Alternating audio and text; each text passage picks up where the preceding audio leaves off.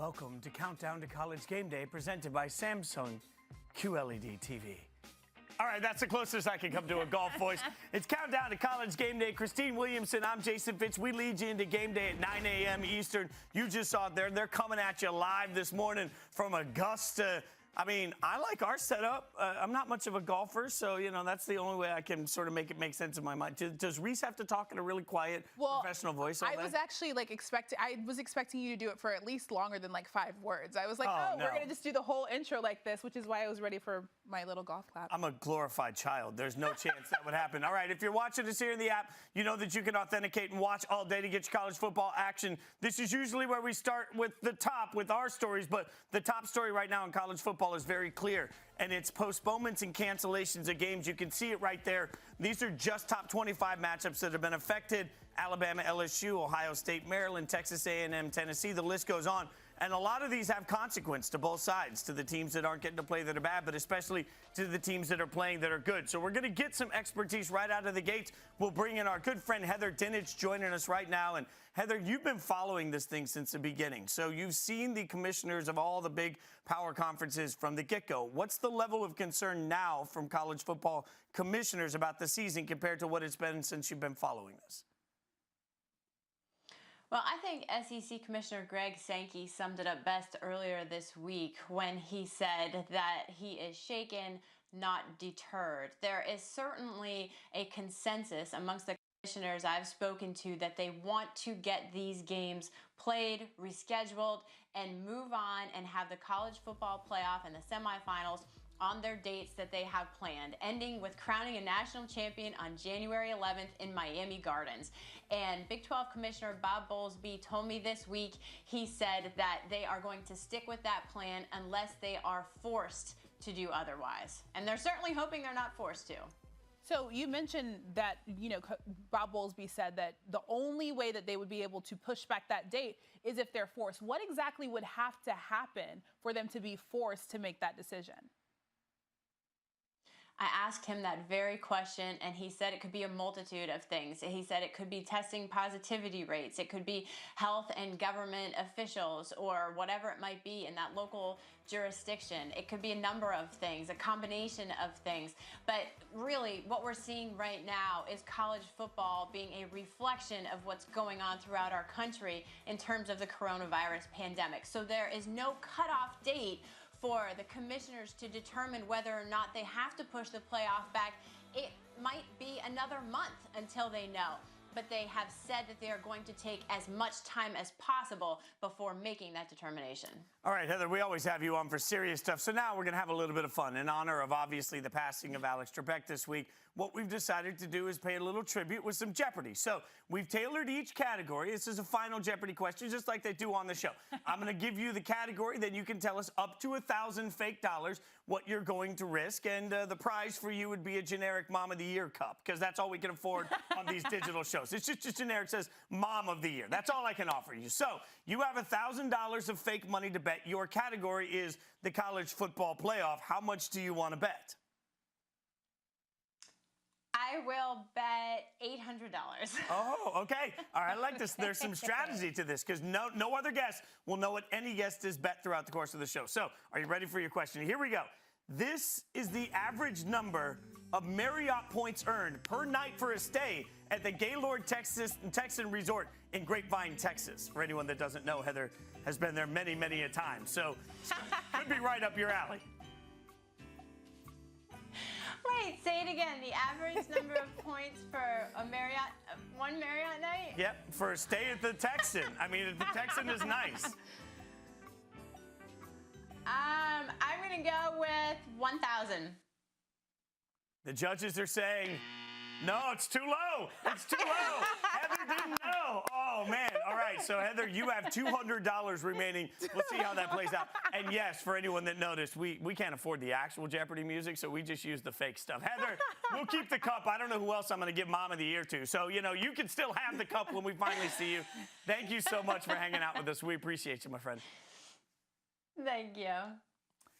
Well, as we know, there have been a lot of games canceled, but there is one team that's returning after 2 weeks off. That's Wisconsin. They face a Michigan team that has had 2 back-to-back losses against Michigan State and Indiana. On Thursday, Detroit news writer Angelique Shingales shared this video of when it was her turn to ask Kirk Herbstreit a question leading up to the Wolverines game tonight against the Badgers. Herbie, knowing exactly what kind of question was coming, is just as tired as the rest of us when it comes to talking Harbaugh and the Wolverines. For more on where things have gone wrong for the Wolverines and where they might go after this season, here's Adam Rittenberg. Michigan has reached another crossroads in year 6 under Jim Harbaugh. The team is 1-2 and still has games left against Wisconsin this weekend, as well as Penn State and Ohio State. So what has gone wrong? Coaches tell us it's a combination of youth, something that Harbaugh has cited a lot, but also some misses on the defensive side, especially at the cornerback and defensive tackle spots. They had that great recruiting classes early in Harbaugh's tenure, but then, kind of fell off a little bit on that side of the ball. Older staff on the defensive side probably doesn't get after it recruiting-wise as much as the offensive assistants, and Harbaugh has made that group a little bit younger on the offensive side. But still, a young quarterback with Joe Milton. Coaches do like him, see the potential there, but he's still very raw. They're young on the offensive line and a little bit thin. So what does this mean for Michigan, especially with Jim Harbaugh's contract situation so unique? It expires on December 1st of 2021. Very rare for a major college coach to go into his final year without some type of extension. An extension was discussed earlier this year before the pandemic hit. But, sources are telling me don't expect Michigan to fire Jim Harbaugh. The likelier outcome is some type of separation if things don't get better. But also don't be surprised if Harbaugh enters that final year of his deal and essentially finishes out his contract. That's important to him, even if they don't really turn it around, win a championship, beat Ohio State. So anyone that's thinking Michigan's going to get rid of Jim Harbaugh if this doesn't turn around, it's probably not going to happen. He still very much has control of the situation, and he is optimistic with a young team that they can still get things turned around this season and into 2021. When you got to talk Big Ten, there are certain guys you just know you got to call. So we've opened up the Rolodex to get in not only some star power, but some knowledge. Bobby Carpenter joining us now. Bobby, thanks so much for the time. And, we had to get you on because I'm still trying to wrap my head around what we're seeing from the Big Ten. What's gone so wrong that Clemson, good Lord, that's later. What's gone so wrong that Michigan and Penn State have looked so bad? Well, I think Fitz and Christine, thanks for having me on. And it's a COVID year, so everything's been kind of flipped upside down. It's been inverted.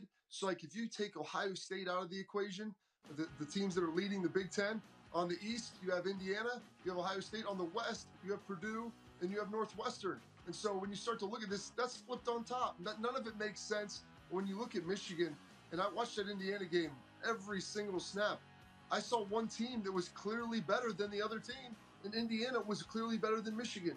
And Penn State, Journey Brown being out, losing their star running back, Micah Parsons opting out at the beginning of the season, and they're relying on Sean Clifford to run the ball for 100 yards a game, and that's their methodology to win. It's not winning football. That's not really what he's about. And I think that they're kind of in a recruiting and a talent lull right there at Penn State with everything that's happening, all these guys leaving to the NFL over the last couple years. Yeah, it's certainly been a very interesting Big Ten season and college football season in general. You mentioned Indiana, Northwestern leading the East and West divisions. What has impressed you most about the Wildcats and the Hoosiers? Well, if you look at Northwestern last year, they struggled mightily. And so what did they do? They went to Indiana to get their quarterback. They got Peyton Ramsey, and he's been really good. He's been good. He's been efficient for them, and he's helped them win while they can run the ball and not really turning it over a ton. And then as you look right there at Michael Penix Jr., what he's been able to do, he's been an explosive player for the Hoosiers. They have good receivers on the outside. They're very, very talented, and Tom Allen has them playing great defense. And so when you can compare those things together, that's how those schools have to win. They have to make sure that they're consistent tackling, they don't give up big plays, and they can control the clock on you. Okay, well, this conversation's cute, but let's get to the real reason we're talking about the Big Ten. Ohio State is absolutely in a league of their own, at least when it comes to the conference. But when you compare them to the other best teams in the country, where do they rank in your mind? I think they're right there. When you look at the talent that they have, obviously Justin Fields, who you just threw up, he's on par with the Trevor Lawrence. I think he's better than Mac Jones. And if you look at the teams that are really good this year, heck, even Notre Dame with Ian Book, they're teams that had returning quarterbacks that were in similar systems or the same system from the year before. Justin Fields was kind of raw when he got to Ohio State. He has improved by leaps and bounds. He was really good by the end of last season, and he's going to be phenomenal, I think, as the year continues to roll. And you're watching him run right there. He really didn't even run the ball much this year, and he didn't really last year early on. He'll run it when they need him to later in the season, hopefully in the college football playoff. All right, so we talked all the football that we can for this season. We are honoring Alex Trebek. Obviously, we lost him. So we're giving every guest a final Jeopardy question. We had Heather Dinich do it right before you. We won't tell you how she did because you have to wager. We're giving you $1,000. You have to decide how much you are going to wager. It's game day dollars. It's not real money. So just by the way, there's a pretty substantial prize here, Bobby. I mean, I just want you to know, like, if you win this thing, we're going to send you a particularly medium shirt, because for anyone that doesn't know, my guy Bobby Carpenter looks like he could still play. So we'll get you like it might be a small, it might be a medium, but either way, you will beefcake right through it. So it's a heck of a prize. To consider that when you make your wager. So the money isn't actually a thing, but you get to wager how much. And your So, category is Big Ten. I'll look at this and okay, I'll honor my man Fitz, who's from Vegas. I mean, life's too short to bet the under, so we're going all in with a full 100K. 1,000. Okay, so here's what you got. This school has won 42 Big Ten championships in football, the most in conference history. Oh, goodness. It's only down to two schools. It's Ohio State or it's Michigan. I can't tell if I'm getting trolled right now, Hembo style. And I should say Ohio State. The problem was Michigan won a ton of championships back in like the early 1900s. Oh, goodness. I don't want to outthink myself here on this. Ohio State's won a ton recently. I'm going to go with Ohio State because I think it has to be done. Oh, it's Michigan. It's Michigan. You know what? You were right, though. You had a 50-50 shot. Yeah, Ohio State has 39. Buckeyes have 8 division titles. The Wolverines have 1. Yeah, I knew that they had a ton. I thought over the last 20 years, Ohio State may have been able to catch them. Obviously, I was wrong. You know what? I can't give anybody else this medium shirt, so we'll just hold it for you. Next time you got another shot at it. Bobby Carpenter, we appreciate you joining us, my friend. Christina and Jason, thanks so much. Coming up on Game Day, live from Augusta later on today. At 9:40 a.m., SEC Commissioner Greg Sankey will join the show to discuss the COVID outbreak in his conference and what they are doing to contain that outbreak. Then, at 10:10 a.m., legendary Masters announcer Vern Lundquist sits down with Tom Rinaldi. That's a must-see for any sports fan. After that, at 11:15 a.m., Rinaldi, again, this time he's breaking down the relationship between Nick Saban and Justin Thomas. So we got a lot of college football and Masters crossover today. And speaking of that, we got a guy that was just at a college football game last week when we talked on the show, and now he's at the Masters. Marty Smith, he does it all. You're like the most blessed man at ESPN. So I wanted to ask you this. What is your best, or what does the Masters mean to you? First of all, thank you guys for having me again. You're right. I am a blessed man, and I'm fully aware of those blessings, and I don't forsake them, and I'm grateful for them every day. And when I come to Augusta National Golf Club, you're just taken aback every single time that you get here. And of course, this year is very different, guys, with no patrons due to COVID-19. And what makes Augusta so special is the tradition that this place carries, and the people, the patrons. They are the passion, they are the intensity, they are that palpable energy that the participants feed off of. And it always interests me so deeply because the golfers will tell you that based on the sound of the roar from the patrons, they know who they're cheering for. And I find that to be so fascinating, and I don't know how they do it, but to a man, they all say it. And I love this place so much. And I've written this before in my book, and I wrote it on ESPN.com a few years ago, that the respect for the grounds here permeates the patrons. If you see trash on the ground, you pick it up and you put it in the trash can. You don't just walk by it because you have such great reverence for what this place is and the standards that it sets and that are expected here.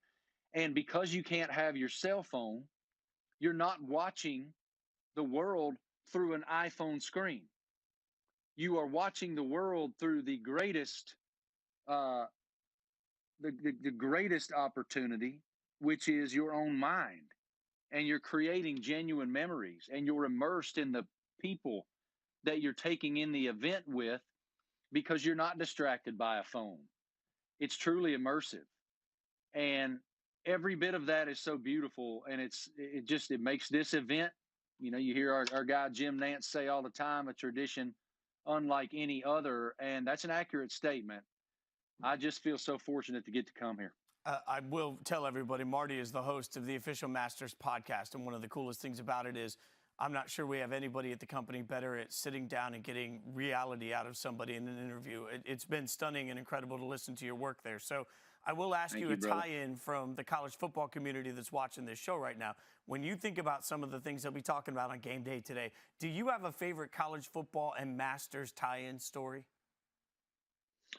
I kind of go straight to Justin Thomas, and you guys will see an amazing piece that Tom Rinaldi did with Coach Saban and JT later on in the show. And JT is a hardcore Roll Tide fan, and I've seen him at countless Alabama games. I had the opportunity a couple years back to play in Coach Saban's golf tournament, and JT was there, and watching him play golf versus the rest of us playing golf is just ridiculous. It's amazing how good these guys are. And as I chat with you guys right now, he's leading the Masters. So that's kind of where I go with that, Jason. But there are so many of those ties. Bubba Watson is Go Dogs. He went to Georgia. And you have college football fanatics all throughout the field. I'll tell you, I was standing at Amen Corner on Tuesday afternoon doing live shots there for our various platforms. And Matt Kuchar was practicing chips on the 11th green. And then he walked up to the 12th tee box and he tees off and he walks over to me. I was by myself at Amen Corner. It was very eerie and unique. And he goes, "Man, you are everywhere." And we sat there and talked college football for 10 or 15 minutes, and his ball is on the 12th green. And I say all the time about Amen Corner, this is the real answer to your question. This is it. Amen Corner is the epicenter of college football.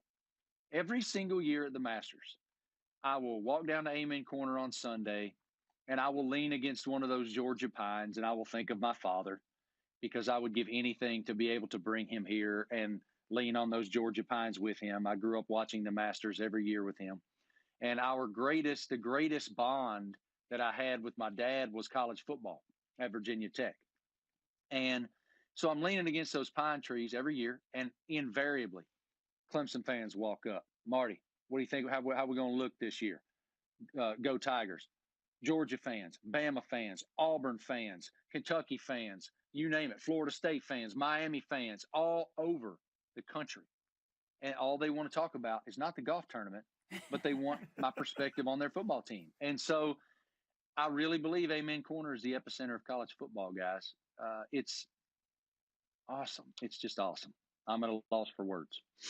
Well, this is perfect because that actually ties into your Jeopardy question. We already explained to you how the game is going, and your category is college football at Augusta National. You have 1,000 college football dollars to wager. If you win, Marty, I don't want to brag, but if you win this fake contest, we're going to send you a half-consumed beer that is likely just above lukewarm. And I can't promise it's going to be a good one. It'll only be half there. But I appreciate that you will appreciate it. So it's a heck of a prize, man. Heck of a prize. Unsure how we're sending that in the mail, but that's your prize. I'll work out the details. But you get to wager up to $1,000. How much are you wagering?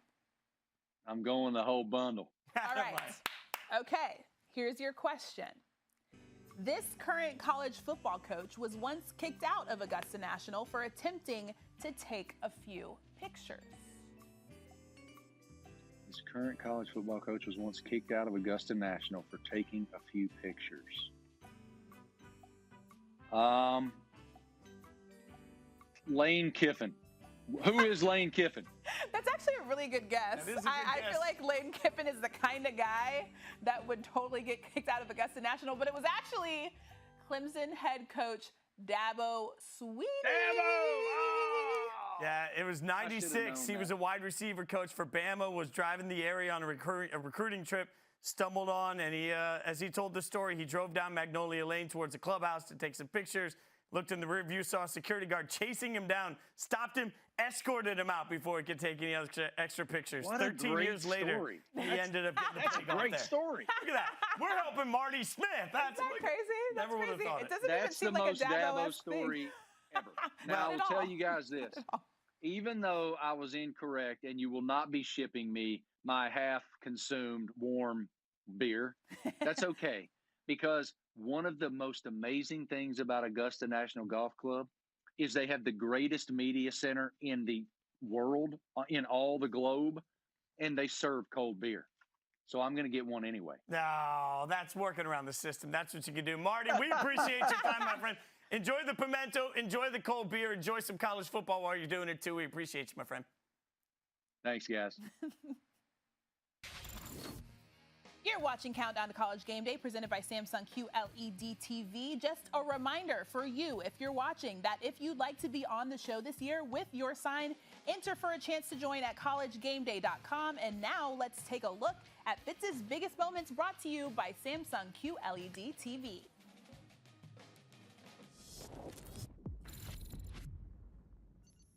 All right, Christine, it's time for Fitz's Biggest Moments, brought to you by Samsung QLED TV. You know what we do. We took a look at the 4 biggest matchups you got to watch this weekend, and we'll do this countdown the way God intended. From 4 to 1, at number 4, the first game on the list, Northwestern taking on Purdue. That's right. I said it. Northwestern taking on Purdue. Absolutely going to be the smartest game in college football over the course of the weekend. There is no doubt. But let's remember, both of these teams are undefeated, and we're still trying to figure out what we have in the Big Ten. At number 3, we'll stick in the same conference. Michigan State taking on Indiana. Speaking of undefeated, let's just keep the hype rolling for Indiana after the big win last week. But Sparty, toughest team in the conference to figure out, looked great against Michigan, and then they absolutely looked terrible last weekend. What can they do against Indiana, or is Indiana now a football school? God only knows. At number 2, Notre Dame versus Boston College. Look, fine, Boston College should get thumped by Notre Dame, but you never know. Things can get crazy. Notre Dame coming off the big win.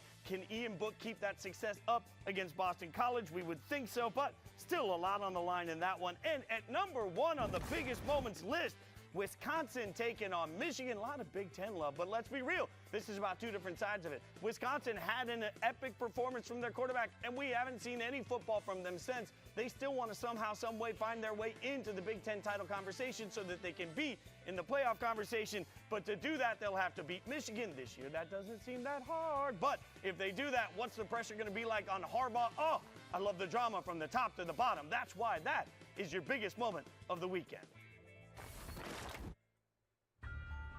Boston College and Notre Dame. College football version of the Holy War. It's a rivalry about 2 Catholic schools in America just going at it. Great challenge this week with Boston College. We get the chance at playing the number 2 team in the country. You have to be excited. They're really good up front. The 5th game was canceled, so we just didn't do it. And then the quarterback, he's faster than I thought, so we're going to have to respect that. Phil Jerkovic, he was here. He's done a great job at BC running that offense. You're basically taking a rookie, and he's thrown for more yards than anybody in the ACC. I know they want to beat me badly, and same with me. You could really feel the energy that we're ready for this game and how much it means. We're looking to get a great victory against us, so we'll have to be prepared. This is a redemption shot for us. We came up short against Clemson, and we got to go finish this time. We can't put our foot off the pedal. We have to continue to play hard. It's a great opportunity for my team to go out and do something big.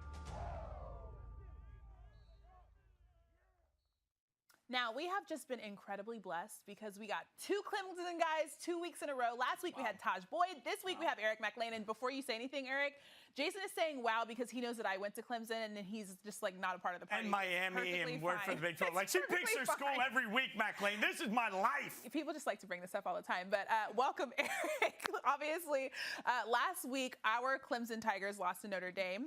This week, number 2, Notre Dame plays against Boston College. We were just talking before we got on the show how last time Boston College beat a number 1 team, they lost to a team right after that, and it happened to be Boston College. So how do you feel about this matchup?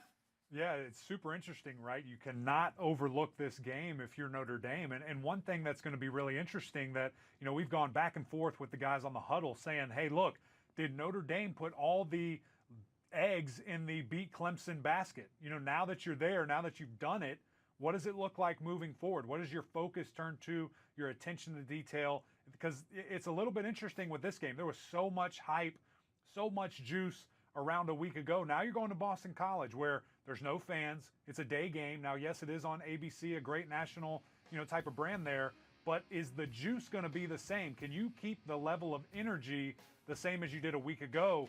Guys, that's what I'm really interested to see. Yeah, and I'm interested to see how, frankly, Ian Book handles all of that. So, we talked a lot rolling into the game. You and I were on the same page on what we expected. We were wrong. I'm the first to admit that. So now that we've seen Notre Dame do this, do you think the ACC has a real shot at getting two teams, Notre Dame and Clemson, into the college football playoff?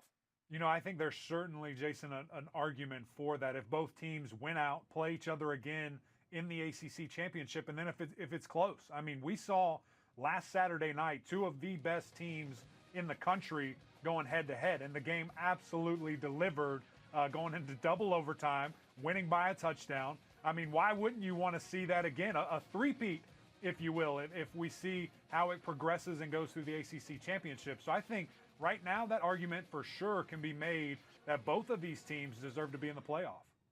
All right, we told you before we got on the show that we would be playing a little game called Jeopardy in honor of Alex Trebek, and you have $1,000 to wager. Your category is the ACC, obviously. So how much? Now wait. Before you make this wager, I want you to know the prize is really comfy shorts. Like, because anybody that doesn't know, Mac Lain, like, he's a big boy, right? Like you That's got. Right. I want you to have like the dream pair of shorts. I'm telling you, I'll get my face printed on them for you. It's the perfect shorts. Now tell us how much of the $1,000 you're betting. Fake 1,000. I'm going 1,000. I'm going all of it. I'm betting it all. You're all in. All right. Here is the question. This retired coach once said, I don't know why y'all just turn that ball over every time y'all play us. Who is the coach? I have no idea who this coach is. That's your final Zero answer? clue. You don't even want to guess? I literally have no clue. I don't want to look even sillier by saying some name and being so wrong. I'm with Eric on this one. This one was tough. I mean, I laughed out loud when I read it.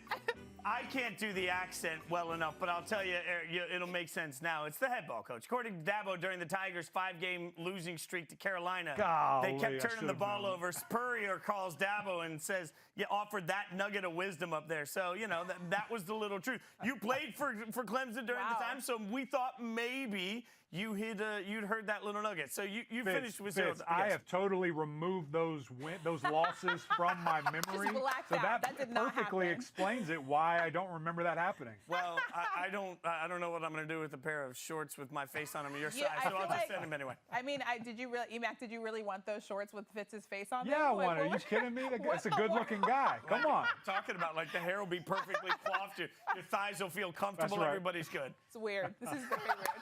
So I'm going to go on and let you go. Thanks so much for joining us, E-Mac. Go Tigers, I guess. Yeah, we can say that. Thank you, brother. Thank y'all. That got so strange.